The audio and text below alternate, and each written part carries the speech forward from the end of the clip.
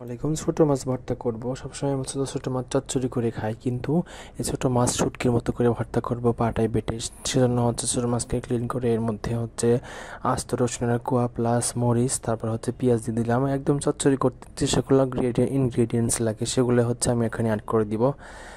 Like সব কিছু গুঁড়া প্লাস বাটা মশলা, হলুদের গুঁড়া দিয়ে দিলাম। তারপরে এটাকে ভালোভাবে হচ্ছে আমি মিক্সড করে চুলায় দিয়ে দেবো। হালকা আছে যতক্ষণ সেদ্ধ হবে, এরপরে হচ্ছে একটা হালকা পোড়া পোড়া করে নিয়ে এরপর হচ্ছে পাটায় বেটে পরিবেশন করবো। এটা খেতে দারুণ স্বাদ। টাটকা একটা মাছ ভর্তা একটা স্বাদ থাকে, প্লাস শুটকি মাছ ভর্তা আলাদা একটা স্বাদ থাকে। এই সব ছোটো মাছ কিন্তু সবসময় মানুষ হচ্ছে চচ্চড়ি করে খায়, কিন্তু মাছ যেহেতু অনেকগুলো কিনেছিলাম চচ্চড়ি খেতে আসলে খেয়ে, প্লাস এগুলো হচ্ছে বেঁচে গেছে, সো এগুলো হচ্ছে ভর্তা করার জন্য প্রিপারেশন নিয়েছিলাম। এই জন্য হচ্ছে এর মধ্যে আদা বাটা, রসুন বাটা, পেঁয়াজ বাটা, তারপরে হচ্ছে সজের গুঁড়া, মরিচের গুঁড়া, হলুদের গুঁড়া, মানে সব কিছু গুঁড়া অ্যাড করে দিয়ে যেভাবে আমরা চচ্চড়ি করি সেভাবে হচ্ছে সব কিছু দিয়ে এরপরে মাখিয়ে নিচ্ছিলাম।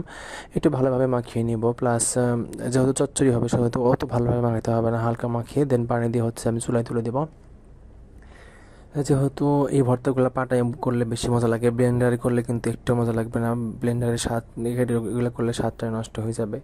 আমি হালকা পানি দিয়ে হচ্ছে এটাকে আমি চুলায় তুলে দেবো। এখন প্রায় আমার শেষ। এটা আমি একদম হালকা পোড়া পোড়া করে নিয়েছি। ওখানে এটাকে আমি পাটায় বাটবো। আমাদের সেই অ্যানাকন্ডা সাইজের ছোটো পাটা, ভাবছিলাম হচ্ছে বড় পাটা কিনবো, কিন্তু হচ্ছে আসলে একটা যেহেতু আছে এটা দিয়ে আমাদের কাজ চলতেছে, এটা দিয়ে হয়ে যাচ্ছে, কিন্তু শিলটা হচ্ছে বেশি ছোটো হয়ে গেছে, এটা চেঞ্জ করতে হবে। তারপরে হচ্ছে আমি একদম আস্তে ধীরে হচ্ছে এটা করে নিচ্ছিলাম।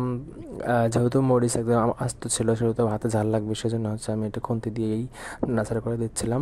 যেহেতু ব্যাচেলর থাকি সেহেতু আমাদের হচ্ছে সব কিছু এক্সপেরিমেন্ট করতে ভালো লাগে, এবং হচ্ছে এরকম করে খাইতে আমাদের আসলেই ভালো লাগে।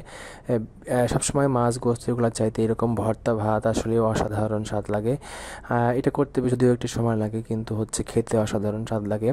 এরকম করে যে কোনো প্রকারের মাছ ভর্তা বা যে কোনো টাইপের মাছ ভর্তা হচ্ছে অন্য উপায়েও কিন্তু অসাধারণ স্বাদ লাগে। আমার প্রায় মাছ ভর্তা করা শেষ, যেহেতু আমাদের দুইজনের জন্য সেহেতু এটা আমাদের হয়ে যাবে।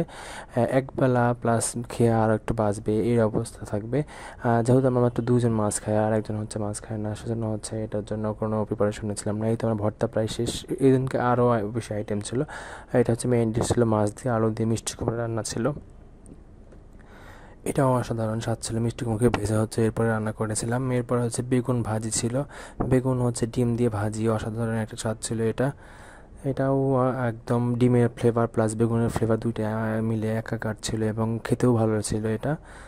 এরপরে ছিল হচ্ছে আমার বেগুন দিয়ে ডিম ভাজি। এটা বেগুন কুচি কুচি করে কেটে তারপরে হচ্ছে একটা ডিম দিয়ে ভাজি। ডিম দিয়ে যে কোনো কিছু ভাজি করলে কিন্তু মজা লাগে। এরপরে ছিল এই যে আমার ছোটো মাছ ভর্তা, অ্যাজ লাইক শুটকি ভর্তার মতো লাগে।